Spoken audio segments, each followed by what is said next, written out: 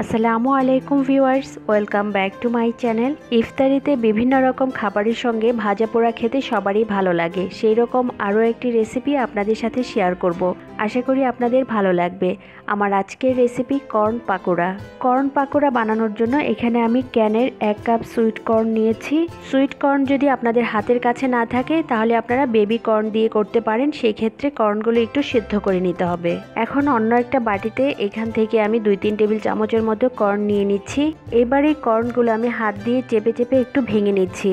আমি এখানে অল্প করে করছি তাই আমি হাত দিয়ে ভেঙে নিচ্ছি। আপনারা চাইলে ব্লেন্ডারেও ব্লেন্ড করে নিতে পারেন। তবে কর্নগুলো খুব বেশি মিহি করার দরকার নেই, একটু আধা ভাঙা করে নিলেই হবে।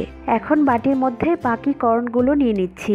এবার দিয়ে দিচ্ছি আধা চা চামচ লাল মরিচ গুঁড়া, দিয়ে দিচ্ছি সামান্য একটু হলুদ গুঁড়া একটু কালার আসার জন্য, ভাজা জিরার গুঁড়া আধা চা চামচ, দিয়ে দিচ্ছি আদা রসুন বাটা 1 চা চামচ, এখানে চাট মশলা দিয়ে দিচ্ছি আধা টেবিল চামচ, এখানে 3টা কাঁচামরিচ কুচি করে দিয়ে দিচ্ছি। ঝালের পরিমাণটা যে যতটুকু খেতে পছন্দ করেন টেস্ট অনুযায়ী দিয়ে নেবেন।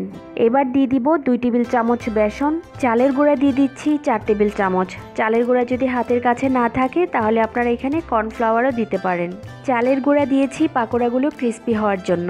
এবার সবকিছু খুব ভালো করে হাত দিয়ে মাখিয়ে নিচ্ছি। দিয়ে দিচ্ছি পেঁয়াজ কুচি 1 কাপ, এখন স্বাদ মতো লবণ দিয়ে দিচ্ছি। এবার পেঁয়াজ দিয়ে সবকিছু খুব ভালো করে মাখিয়ে নিতে হবে। মাখানোর সময় মিশ্রণটা যদি শুকনা মনে হয় তাহলে সামান্য একটু পানি দিয়ে মাখিয়ে নেওয়া যাবে।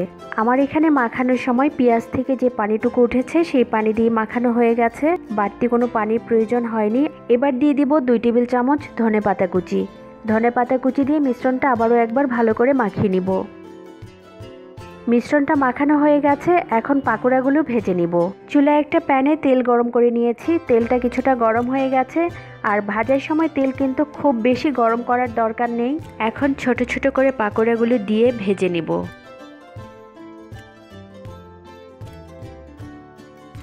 পাকোড়াগুলো দেওয়ার পর এক পাশ যখন একটু হয়ে যাবে পাকোড়াগুলো উল্টিয়ে দিব। এইভাবে করে কয়েকবার উল্টিয়ে পাকোড়াগুলো ক্রিস্পি করে ভেজে নিব। পাকোড়াগুলো ভাজা হয়ে গেছে, এখন আমি পাকোড়াগুলো একটা ঝাঁঝরিতে তুলে নিচ্ছি। ভালো করে তেল ঝরিয়ে একটা প্লেটে টিস্যুর উপর তুলে নিচ্ছি, বাড়তি তেলটা যেন সোপ হয়ে যায়। এইভাবে করে বাকি পাকোড়াগুলো ভেজে নিব। আমার পাকোড়াগুলো ভাজা হয়ে গেছে। ভিন্ন স্বাদের এই পাকোড়া আপনারা বাসায় একবার ট্রাই করে দেখবেন, আশা করি ভালো লাগবে। সারাদিন রোজা রাখার কারণে শরীরে ডিহাইড্রেশন সৃষ্টি হতে পারে। এই ডিহাইড্রেশন বা পানি শূন্যতা পূরণের জন্য ইফতারির পরে সেহরির আগ পর্যন্ত পরিমিত পরিমাণে পানীয় গ্রহণ করা শরীরের জন্য অত্যন্ত প্রয়োজন। আশা করি আজকের ভিডিও আপনাদের ভালো লেগেছে। ভালো লাগলে লাইক, কমেন্ট, শেয়ার এবং আমার চ্যানেলটি সাবস্ক্রাইব করবেন। সবাই খুব ভালো থাকবেন। ভিডিওটি দেখার জন্য সবাইকে অনেক ধন্যবাদ। আল্লাহ হাফিজ।